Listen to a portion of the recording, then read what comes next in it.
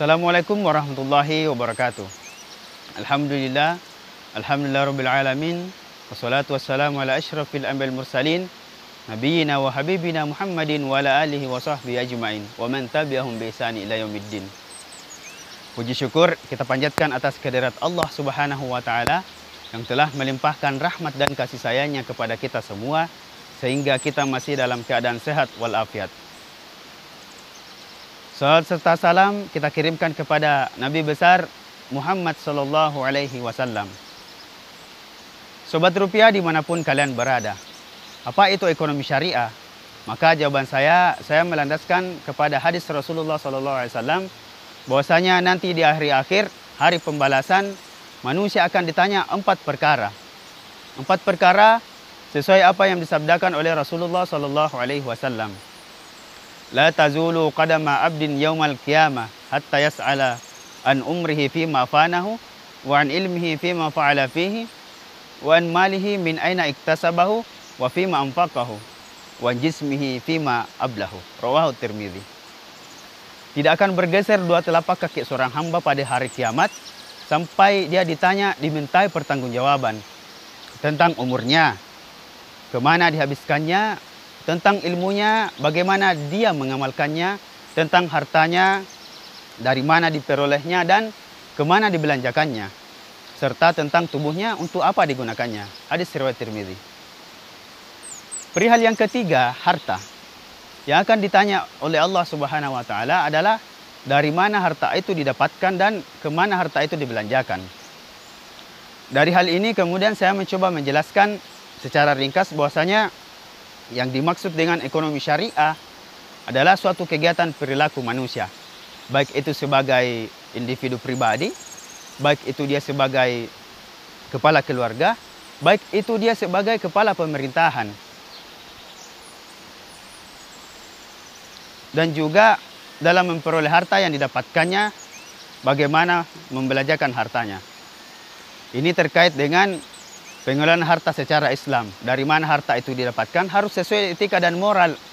Islam tidak berlaku curang dalam berdagang, tidak berlaku khianat, tidak berlaku yang tidak adil. Berlaku curang, menzolimi orang lain adalah moral yang dilarang oleh agama Islam. Harta tidak boleh dibelanjakan untuk sesuatu yang bersifat maksiat, dilarang.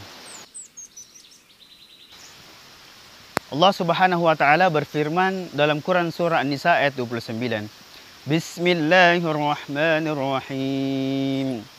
Ya ayyuhalladzina amanu la ta'kulu amwalakum bainakum bil batil illa an takuna tijaratan an taradin minkum wa la taqtulu anfusakum innallaha bikum rahima. Shadaqallahul azim. Hai orang-orang yang beriman, janganlah kamu saling memakan harta sesamamu dengan jalan yang batil, kecuali dengan jalan perniagaan yang berlaku dengan suka sama suka di antara kamu. Dan janganlah kamu membunuh dirimu, sesungguhnya Allah Maha Penyayang kepadamu. Oleh karena itu, ekonomi Islam adalah ekonomi yang berlandaskan kepada ajaran Islam. Apa kelemahan daripada ekonomi konvensional?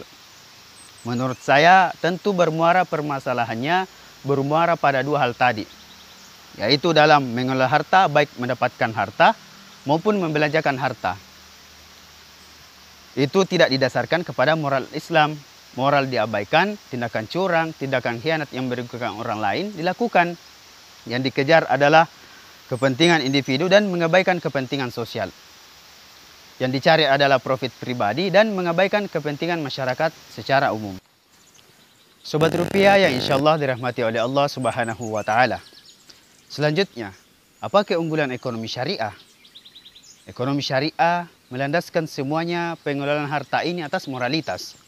Moralitas yang dijunjung tinggi, tidak ada hal-hal yang bersifat merugikan orang lain, dan harmonisasi antara kepentingan sosial dan kepentingan individu selaras. Bagaimana masyarakat individu boleh mengejar kepentingannya, boleh mengejar keuntungannya, tapi jangan lupa untuk mengikuti anjuran Islam. Islam tidak melakukan hal yang zalim, dan harta yang didapatkan ini itu disalurkan untuk kepentingan sosial, ada zakat, infak, sedekah, wakaf, dan lain sebagainya. Lalu, di mana letak pentingnya ekonomi syariah? Peran kebijakan sistem syariah sebagai bagian dari bauran kebijakan utama Bank Indonesia, baik moneter maupun makroprudensial. Tujuannya untuk mendukung likuiditas perbankan syariah, sehingga dapat mendorong penyaluran pembiayaan syariah di Indonesia, menerapkan model usaha berbasis kemitraan UMKM syariah, mengoptimalkan bagi hasil secara benar. Dengan begitu, peluang usaha tetap terjaga melalui dukungan ketahanan menghadapi risiko usaha, mengoptimalkan keuangan sosial syariah seperti zakat, infak, sedekah, dan wakaf. Berdasarkan survei yang dilakukan oleh Asosiasi Penyelenggara Jasa Internet Indonesia, APJII, ada sebanyak 143,26 juta orang yang menggunakan internet di Indonesia. 80% dari angka tersebut merupakan jumlah pengguna internet yang dilakukan melalui smartphone. Fakta ini menjadi sebuah peluang yang diambil oleh berbagai pihak, tak terkecuali oleh bidang perbankan syariah dalam menghadapi revolusi industri 4.0.